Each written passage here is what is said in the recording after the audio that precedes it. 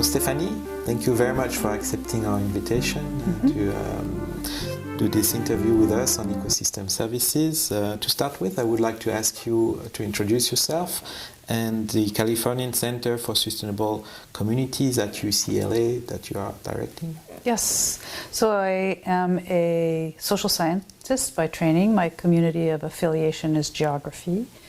And I worked on couple human natural systems, but as they find themselves expressed in cities primarily. So I am at the Institute of the Environment and Sustainability, and I started this California Center for Sustainable Communities about 5 years ago. As you mentioned, you have been working in urban setting and especially on land use change within these cities, and to also study the metabolism of these cities. How does that relate to the use or concept of ecosystem services? Well, cities are the big concentrates of flows of resources and materials, really. And so if you're interested in ecosystem services, I think you have to understand the embodied nature that exists already in cities and that we continue to grow, and then the resource flows that come through cities. So the electricity, the natural gas, the water, and so on is one kind of ecosystem service, certainly at one remove than how we usually think of the ecosystem service. And so what urban metabolism does is it points to that very strong relationship with the hinterland, where you get your resources to begin with, and then how those resources are used are expressed in the infrastructure and in the hard infrastructure. So where's there space for nature within that nature, as we conventionally think of it as living biota in an urban system, or space for water reinfiltration and so on. And so there's a very, very tight relationship there, at least in terms of analysis and methodology. As a social scientist, one of your theoretical background is on the use of rules, and I was just wondering how you could explain to us how the fact of using rules is in fact making things possible. Oh, sure. So all human beings have rules about how we do things together, whether they're formal rules or informal rules. Who you can marry is a rule, right? You don't marry in your family, for example. But in complex societies, we have rules, many more complex rules, obviously. And so how the city's urban land use is determined is by rules, zoning codes, building codes, and understanding and beginning to unpack those rules provides an opening for changing them. So if street widths are very wide and sidewalks are very narrow and there are no rules about planting for spaces for trees, you will not get the opportunity to have trees in your urban fabric. So the rules are really the drivers of how cities are laid out. It's not about the individual's desire to plant a tree or a tree here or a tree there. It's about whether the institutional rule making allows it, and then you can see where you need to change those rules to increase the possibility for nature services in cities. Very interesting. And you're also an expert in bringing together interdisciplinary group and participatory approaches.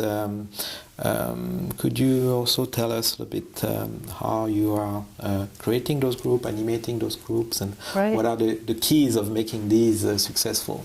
The keys are finding people you like to work with, all right, that you can eat with and drink with and have broad-ranging conversations. But more seriously, well, that's pretty serious actually, because if you don't get along with people, you can't work together. But really, these complex urban systems cannot be understood by any one discipline or any one researcher. And they involve these components of biophysical science and phenomena. You need to understand the hydrology, you need to understand the soils, you need to understand all kinds of the climate. But then you need to understand the social side, which are these rules and the politics and the governance. And only by working to couple those scientific disciplines can you begin to develop not only an understanding, but then an explanatory framework for perceiving and better figuring out what's going on the ground today.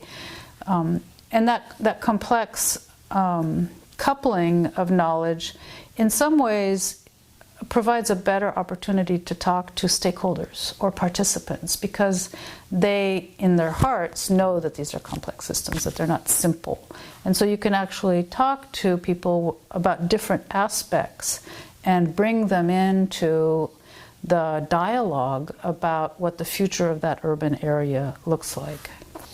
So if we think like this, do you think that we will have to change the way we are managing and governing issues within a city, I mean, or a country? It tends to be absolutely. very sectorial. No, so what, in a sense, it's very interesting, because if you think about the 20th century, it's been predicated on disciplinary knowledge, and that disciplinary knowledge got translated into urban management. So you have the sanitation department, the park department, and it works very well up to a point.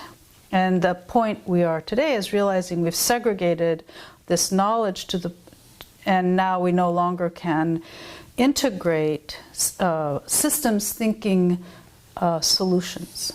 And so we need to break down the silos between water supply and sanitation, because it's all water. It's not clean water and dirty water. Eventually that dirty water will become clean water. So you treat it as as one water.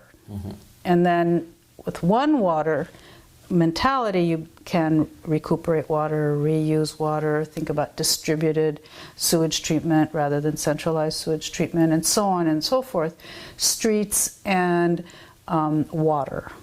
That's another important relationship, because streets slough off water, but streets could be built to capture water. Or we can build streets and sidewalks and those kinds of hard infrastructure to include vegetation.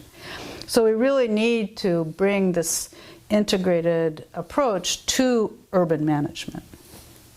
So we are here at the heart a little bit of kind of ecosystem services, or one of the heart, let's say, development at this NatCap conference, though among people that are already convinced. But in your opinion, is there any risks associated to the promotion of ecosystem services concept, as we are trying to do in decision making in the economy as well? I think we have to be careful of instrumentalism, because just as the sanitary city of the 20th century, early 20th century, was seen as the solution to all of the problems that appeared in early industrial cities, natural capital approaches may truncate other kinds of needs of cities as well. And I think instead of adding nature into the city, we should think about what the dialogue with nature looks like. And it's a more abstract concept. I'm not exactly sure what that means, but it's a different kind of relationship. It's not using nature to satisfy or solve urban problems. It's really thinking about the place of nature in our daily activities, even in an urban environment.